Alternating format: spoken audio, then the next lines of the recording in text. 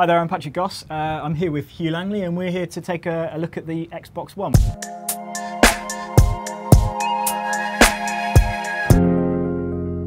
It's a non-working version and it's got a sticker on which we can't show, so there's some bits and pieces we can't actually show you, but we really want to have a look at it. It's something that's been heavily criticised, the whole design of the Xbox One. We've got a Kinect here today and we've got the controller and of course the box itself. So Hugh, I mean, you've been all over this right from the beginning. What's your first impressions of the Xbox One? I mean, yeah, the design has been criticised a fair bit, of looking kind of an old school VCR player. It does have that look to it, but really, it's not meant to be portable. This is something you're going to stick under the TV. I mean, lifting it up as well, it's you know, it's heavy, but it's not that much heavier than the 360. Really showed off your muscles there, Hugh. That's, yeah, that's well, impressive. You know. It is definitely heavy. I don't think it's necessarily surprisingly heavy. It just feels like a solid piece of kit. I'd imagine we'll see a light version at some point in the future. Yeah, obviously. no doubt. That's not confirmed.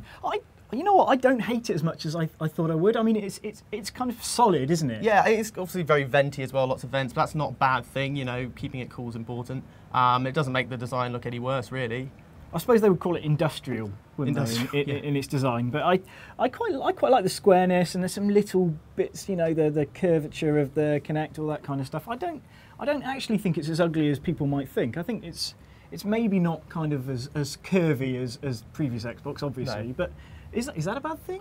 No, I don't think so. And obviously, I mean, while the 360 you could turn it on its side, this one's probably just going to stay flat and horizontal, but that's not a bad thing. Also, I actually quite like the front of this. Obviously the disc and Blu-ray player there, and the fact that the on switch is just a simple touch, which is quite cool. It doesn't have a tray, does it? I mean, that's obviously a big difference. Yeah. Do you think that's a good thing? Yeah, I wasn't a big fan of the tray on the 360, so I don't really mind.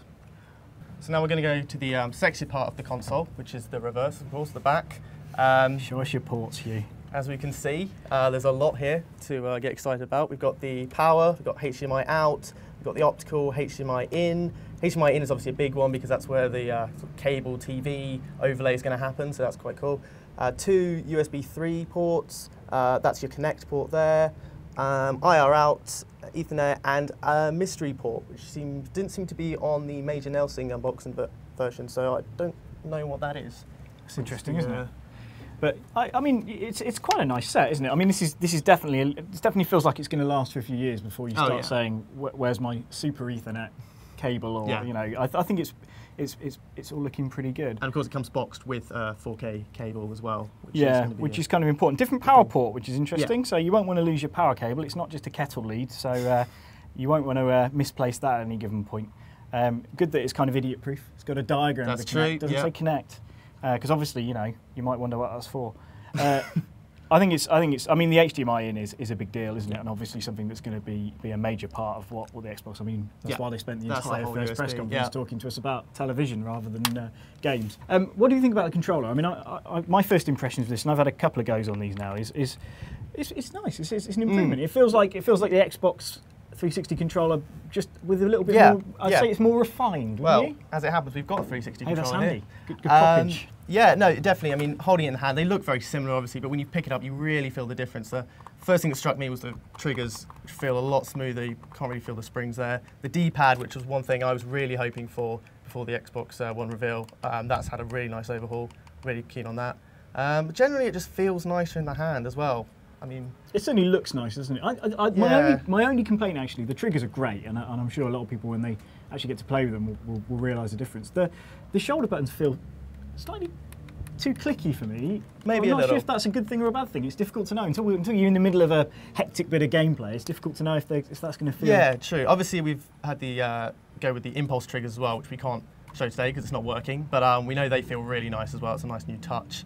And you know, the face buttons here, they stand out a lot more, which is, you know, cool little design thing. But yeah, overall, I'm a big fan of the controller actually over the 360 one.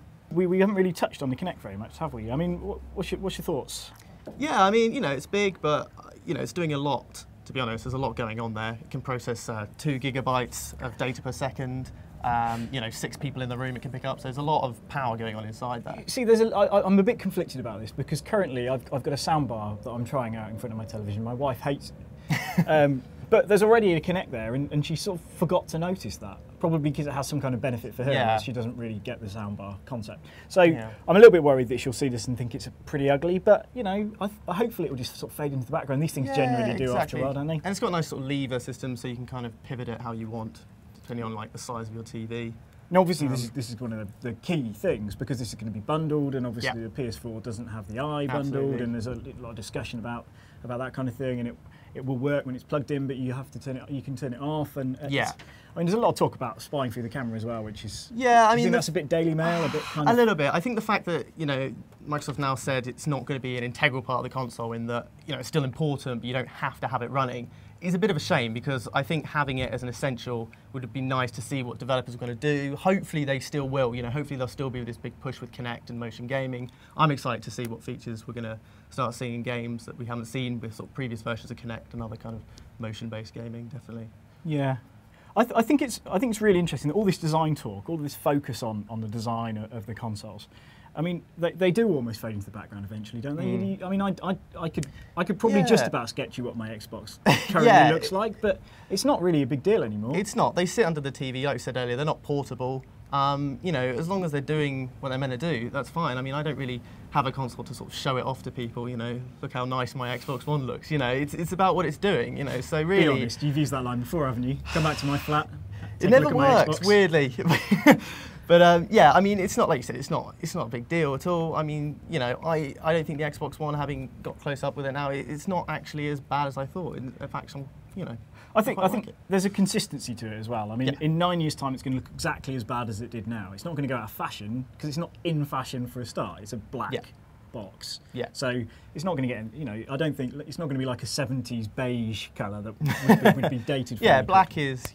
I think black is future-proof. I think that's the one thing that's definitely safe. I did hear rumours that they're phasing black out in 2015. Oh, really? But matte black, or was it liquid black? Because this one's liquid black. All kinds of black. What do you think of the?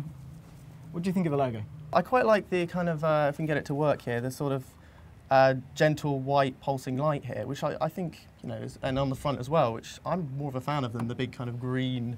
So we've kind of put the controllers side by side. I thought it'd be quite interesting to dig out an Xbox and an Xbox 360, and stick it alongside the one. Well, as it happens, by the miracles of planning this kind of stuff. So I mean, it's obviously smaller. It's obviously got less ports on the back, which is kind of as you'd expect from a slightly older console. I did enjoy the kind of curve of the 360, which I'm going to miss on the one. I mean, I appreciated the fact that it could be used in two different, stick it on his end, all that kind of stuff. Did you ever see anyone have it upright next to the telly? Actually funny, because I do have mine upright. Really? So, yep, because it's perfectly slots next to it. Actually, I'm a big fan of the upright position. It's talking about consoles, people, just to be clear. And do you have a PlayStation as well, or are you very much an Xbox? Yeah, no, I have PlayStation 3, and that's down on its side, much like this. So yeah, mainly because it's bigger. Yeah. But no, I am going to miss being able to. Because this definitely hasn't got feet, has it? So I mean, it's definitely not. It's definitely not one to be turned. No, I don't think that's likely. Although I suppose it's. I mean, you could. I don't think you're meant to, but. Yeah. I would say probably not going to happen, is it? I mean, for me, it's always been sat on top of a Digibox, so it's always been on its side. I wouldn't have it alongside. I mean, the Kinect's already another thing on my telly table, so it tends to go underneath and out the way. Yeah, or between things even. I think people are just going to stick this under a DVD or Blu-ray, or I guess they probably won't need those now with the Blu-ray on board. It really does show off the amount of vents on it. I mean, it really does. All vented. I mean, it's basically. I quite like this kind of half vent, half black, liquid black finish. I think the other thing to bear in mind about this whole thing is that there's an awful lot of people, probably my age, mid-30s, looking at probably in a different stage in their life than when they bought their Xbox. Well, inevitably they're quite a few years on, but they now have to justify the buying decision in a different kind of way. Before it was, I wanted an Xbox, I bought an Xbox. Yeah. Now it's if I'm buying an Xbox, I'm buying an Xbox potentially for, well, certainly for my wife, but also for a lot of people, for kids and all that kind of stuff. So although I'm very much focused on, I would still be using the controller, and I'll still be playing FIFA and Call of Duty and hopefully Half-Life 3 if it ever comes to fruition.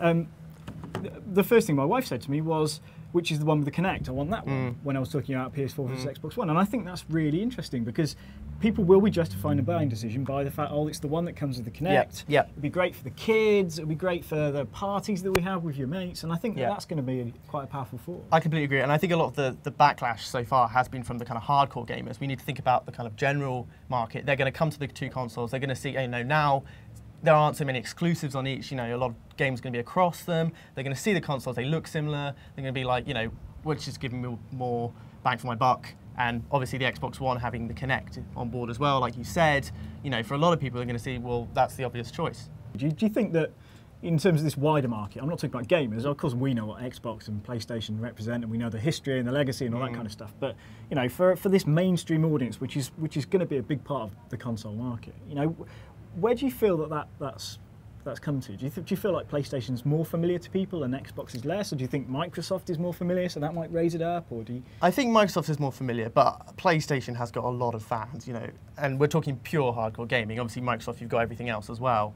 I mean, I think they're both still very relevant. I think they're both, you know, I think they're both gonna have a good, you know, innings in the next, the new generation that we're now on the horizon of. I think, you know, I think they're both still, you know, big players in this market, and I'm really excited to see what they do now to kind of keep things interesting, keep things fresh. You know, I think motion gaming like Kinect for me is a big thing because I don't want to just go into another generation of, you know, we've got great new graphics, that's brilliant, but what else? You know, what's going to come to the market? You know, similar to what the Wii did in the last generation, that added something new. I want to see what's going to be new this time. What kind of new features are we going to see? Are we going to see full Kinect integration now with our games? And with the PSI as well. I think something that isn't touched on enough is because Microsoft are obviously really their big market is the US and the rest is, you know, it's important to them, but it's not central to their time. Sony, obviously, Japan, you know, will be doing that. When they were showing off all the television stuff, of course, an awful lot of people in the UK were saying, well, I've got a Skybox that, you know, will it play nicely with my Skybox? Will it play nicely with my Virgin Media Box? Will it play nicely with UView? Does it have a FreeView tuner? All these kind of questions. And I think that's very much something that remains to be seen, isn't it? I mean, I don't know if I'll be using any of the television overlay stuff unless it really suits the way that I want to use my television. I don't, you know, telling it to change channel, if I have to then get my remote out in any way because, you know, I don't know. Well, that's what the test is going to come down to. I mean, the Xbox One is, as Microsoft's saying, the all-in-one. So if it is a case that we can just turn the console on and have everything working, all the TV and everything through it, then that's brilliant.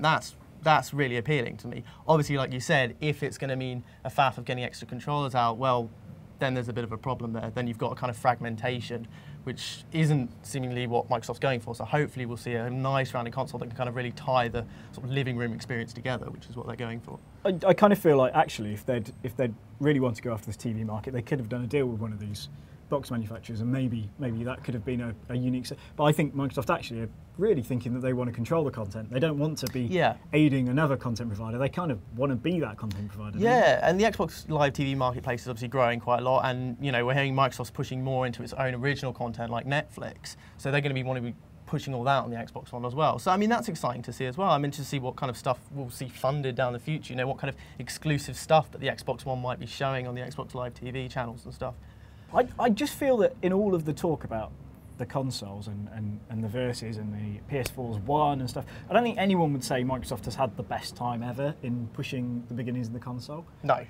but I think, I genuinely believe, and I wrote a feature on this, but I genuinely believe that they're both going to be awesome consoles. Yeah. I'm really excited about both. And I think some of that's getting lost just because I feel like it's become a kind of fight on points recently, and it's a shame because I think if we step back now and look at them both side by side, they're both very similar consoles now, what they're offering. And I think there are some really great points about the Xbox One, like the whole TV integration thing I think is quite exciting. I think that the fact, and I really hope they do keep pushing that despite, you know, a bit of a backlash, because to me, that is the Xbox One's sort of USP. You know, that's what I'm really excited about the console, seeing how they can kind of broaden the experience. Yes, keep focused on the gaming and all that, but, you know, yeah, I'm interested to see what they do with TV down the line, you know.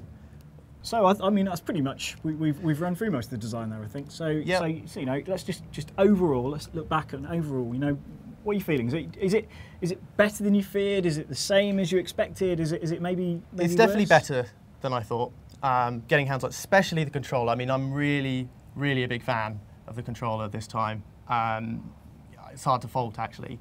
So you know, a few design quirks aside about the console being big and heavy. Yes, that's true, but you know, at the end of the day, we're not playing with the physical console, we're playing with the controller. And to me, that's the important part here. So, yeah, I'm definitely on board with this. Yeah, and from my perspective, it's the same. You know, I actually think the more I look at it, the less it worries me, and I think that's kind of the important thing about these consoles is I don't think it's going to bother me in 5 years' time when probably it's still going to be sat under my television. Frankly, a lot of the boxes that most Brits have under their telly, this Sky box or a Virgin box or a UV box, all these kind of things, they're not the prettiest things in the world anyway. So I don't think it's particularly going to be that big a deal. Ultimately, it's going to come down to the games, isn't it? And that's something that we're really going to be looking forward to, and we'll be really hoping to show off the moment we get our hands on with them.